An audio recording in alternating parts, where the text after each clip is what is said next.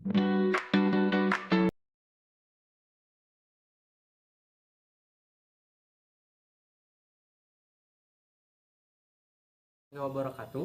Di sini saya akan membahas topik yang berjudul dengan membangun negeri tanpa korupsi, upaya pemberantasan korupsi di Indonesia.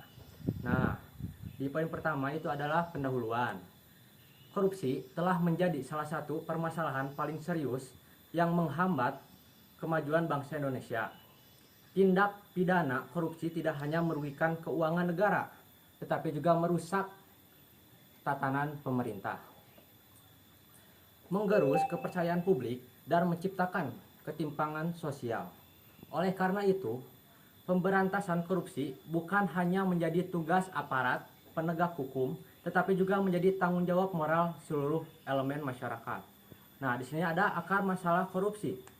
Korupsi tumbuh subur karena berbagai faktor, mulai dari lemahnya sistem pengawasan, rendahnya integritas pejabat publik, hingga budaya permisif yang menganggap korupsi sebagai hal biasa. Dalam birokrasi, praktik suap dan pungutan liar seringkali dianggap sebagai biaya tambahan yang lumrah. Di sisi lain, pengawasan yang lemah dan ketidakjelasan dalam sistem administrasi membuat ruang bagi tindak pidana korupsi terbuka sangat lebar. Melanjutkan poin kedua tentang upaya hukum, lembaga, dan penindakan. Sejak era reformasi, Indonesia mulai menata ulang sistem pemberantasan korupsi. Salah satu tonggak pentingnya adalah pendirian Komisi Pemberantasan Korupsi atau KPK pada tahun 2003. Lembaga ini dibentuk sebagai respon atas ketidakpuasan publik terhadap kinerja lembaga penegak hukum konvensional dalam menangani korupsi.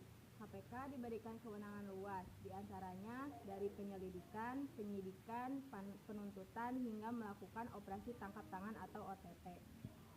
Seiring waktu, KPK telah menangani ratusan kasus besar yang melibatkan pejabat tinggi, kepala daerah, hingga anggota legislatif.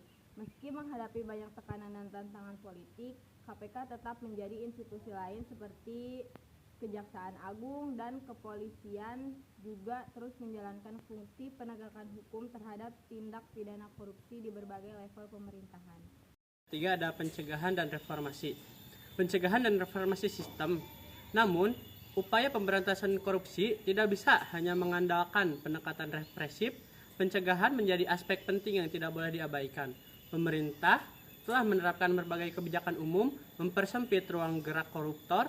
Contohnya adalah digitalisasi layanan publik melalui sistem e-government seperti e-budgeting, e-procurement, dan laporan harta kekayaan penyelenggaraan negara atau LHKPN yang wajib diisi oleh pejabat publik. Reformasi birokrasi juga menjadi bagian penting dari strategi pencegahan. Pemerintah berupaya menata ulang sistem rekrutmen pegawai, promosi jabatan, serta sistem penggajian agar lebih transparan dan berbasis kinerja. Tujuannya adalah menciptakan birokrasi yang profesional dan bebas dari konflik kepentingan. Pendidikan dan peran masyarakat. Peran pendidikan dan masyarakat. Kesadaran anti korupsi juga harus ditanamkan sejak dini. Karena itu, pendidikan anti korupsi mulai diintegrasikan ke dalam kurikulum sekolah dan perguruan tinggi. Melalui pendidikan karakter, nilai-nilai kejujuran, tanggung jawab, dan integritas ditanamkan kepada generasi muda sebagai bekal untuk membangun masa depan yang bersih dari korupsi. Masyarakat sipil juga memegang peranan penting. Lembaga swadaya masyarakat, jurnalis, investigatif, akademisi, dan aktivis anti korupsi turut andil dalam mengawasi penyelenggaraan pemerintahan. Keberadaan media dan ruang digital seperti media sosial juga menjadi alat penting dalam menyuarakan kasus korupsi dan mendorong transparansi. Tantangan dan harapan. Meski banyak kemajuan yang telah dicapai, pemberantasan korupsi di Indonesia masih menghadapi tantangan berat. Upaya pelemahan terhadap anti korupsi, kriminalisasi terhadap aktivis, hingga rendahnya hukuman bagi pelaku korupsi masih menjadi sorotan publik. Tidak sedikit pelaku korupsi yang kembali menjabat setelah menjalani hukuman, yang menunjukkan bahwa efek jerak belum sepenuhnya tercipta. Namun demikian, harapan tidak pernah padam. Selama masih ada individu, komunitas, dan institusi yang berani bersuara dan bertindak, perjuangan melawan korupsi akan terus hidup. Pemberantasan korupsi bukanlah proses yang instan, Tetapi perjalanan panjang yang memerlukan keberanian, konsistensi, dan kerjasama semua pihak. Korupsi adalah penyakit sistematik yang hanya bisa disembuhkan dengan komitmen kolektif.